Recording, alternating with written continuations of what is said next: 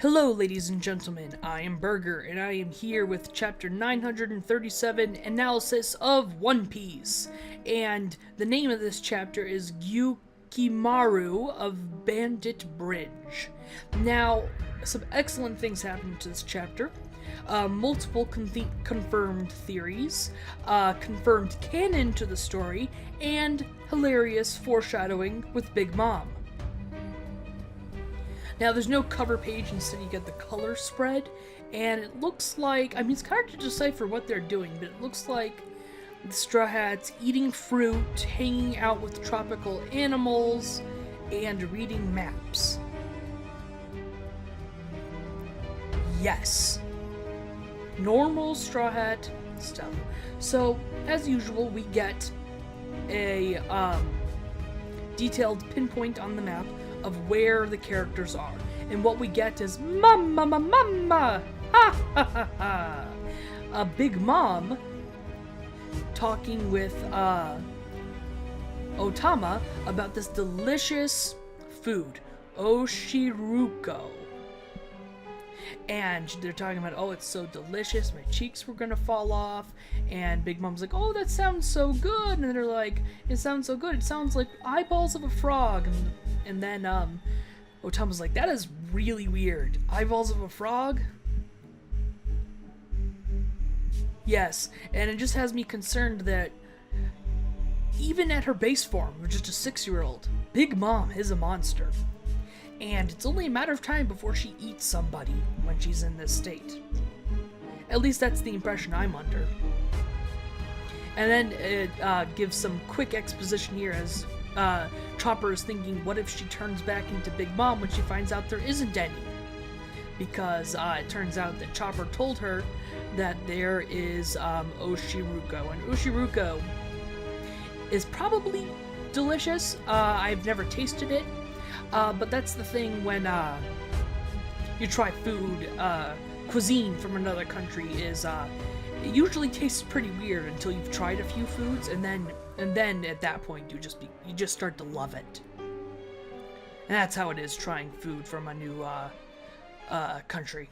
And then it goes over to the Udon prisoner mine. It seems like Big Mom and Chopper aren't actually too far away from the prisoner mine.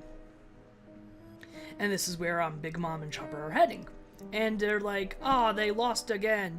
The pleasures have been defeated too. And then Luffy's like, that's not it. Rayleigh deflected that elephant without even touching it. He did it way more gently. And Hyogoro of the Flowers is like freaking out of the fact that Luffy name-dropped Rayleigh. Does this mean Hyogoro has met Rayleigh? It's certainly possible. The timeline lines up. He was prominent over 20 years ago, and so was Rayleigh. Rayleigh was also prominent over 20 years ago. And we get some excellent information, and that is the fact that the hockey that Rayleigh used on the elephant was like super, super, super impressive hockey. So if you analyze that scene, he didn't make his body colored like metal, and he didn't even touch the elephant, and he gently touched it, and that was what crazy high level hockey looks like. That is very interesting. So it seems like even amongst these incredibly powerful people, Luffy, Katakuri, probably King and Queen, that their hockey is still imperfect compared to Rayleigh's. That's very, very interesting. And then we get to hear Queen's laugh again, which I love. It's like my favorite laugh ever. Whenever I do a laugh on the internet, it's this one. Moo! Well done, Straw Hat! And that's how I'm imagining Queen's voice. I'm gonna be doing that a lot this chapter.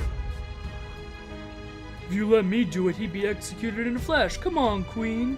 I think the guy who's saying that is the Scorpion guy. You know, the guy that Luffy KO'd while wearing handcuffs.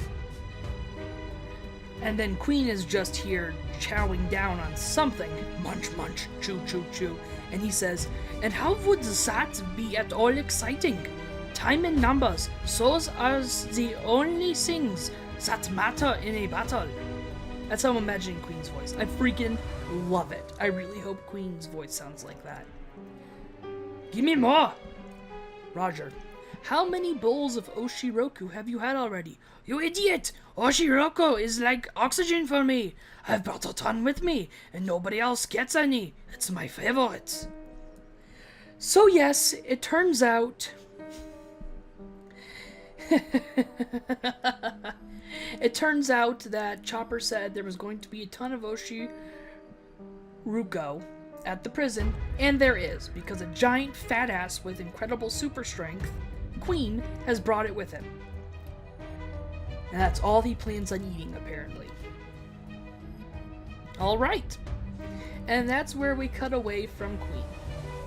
And then we get to Wano Country, Ringo Bandit Bridge. So it seems like this is a bridge where the bandit hangs out a lot. And this is, so I guess it's in the section of Ringo? Is that the way I interpreted that? Did I interpret that correctly? Anyways, that's where Zoro is at bypass with, the bandit. Bandit warrior monk, Yukimaru. So he's a monk, not a samurai. And, he just drops a shit ton, a mega crap ton of exposition about Ryuma. Confirmed Monsters is canon. Holy crap, I can't believe it. After all this time, Monsters is canon. Ryuma killed a dragon with his blade. That means that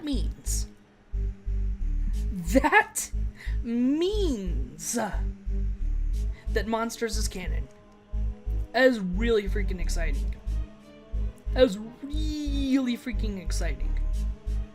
And he's just calling Zoro a fool and how he knows nothing about Meito Shusui, and that Wano was once an island of gold that everybody wanted what Wano had, because Wano truly had some amazing things.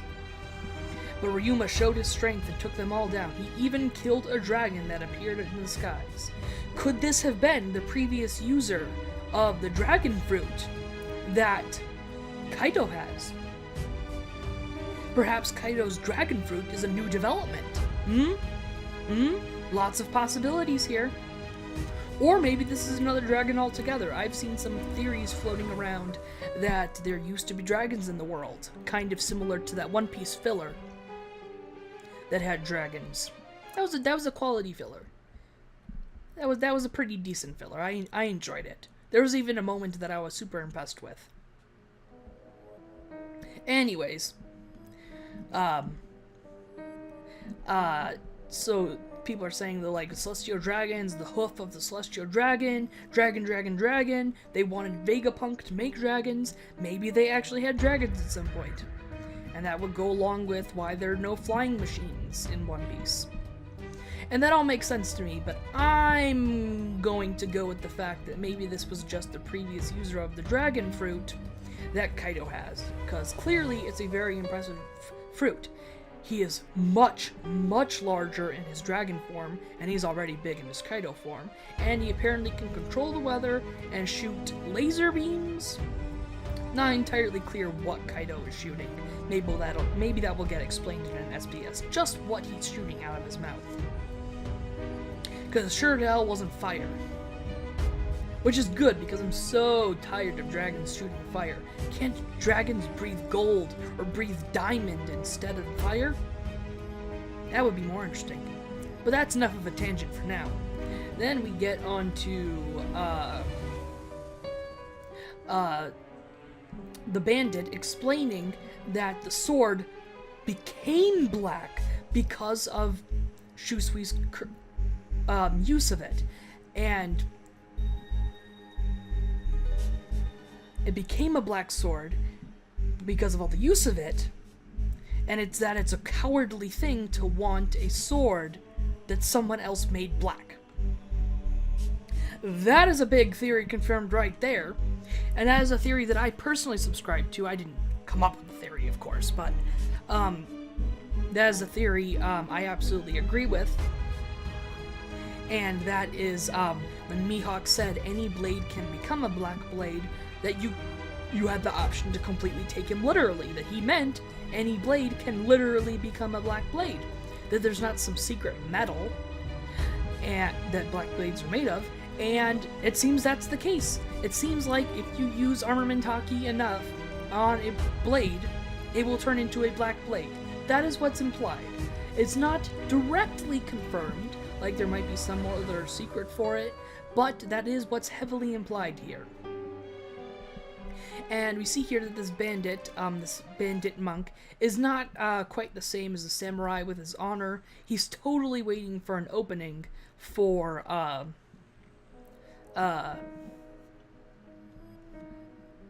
to attack Zoro.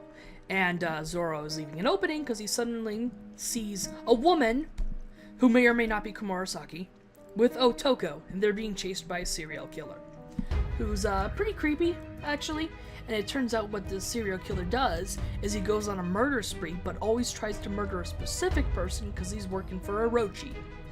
Now that's interesting. Now here's the question whether this person is Komurasaki or not. A lot of the female characters in One Piece, their faces look pretty similar. Like Robin and Komurasaki looked extremely similar when they were wearing their makeup. So,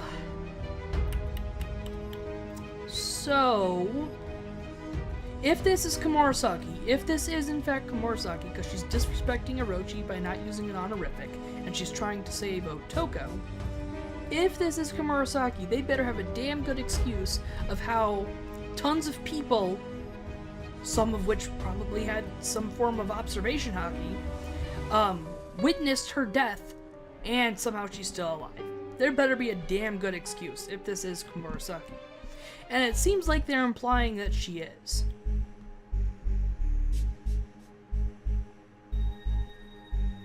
And so Zoro, he saves them, but he doesn't just save them. He feels very uncomfortable only having 2 swords. And so, how does he get a 3rd sword?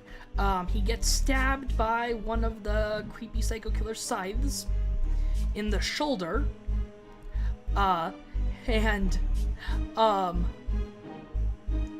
The guy tries to pull it out. He can't, because Zoro's just so freaking jacked that he can't pull it out.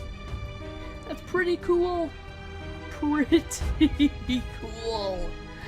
And then he pulls it out with his teeth and uses an improvised blade, a scythe, which, by the way, logistically, a scythe is a terrible weapon.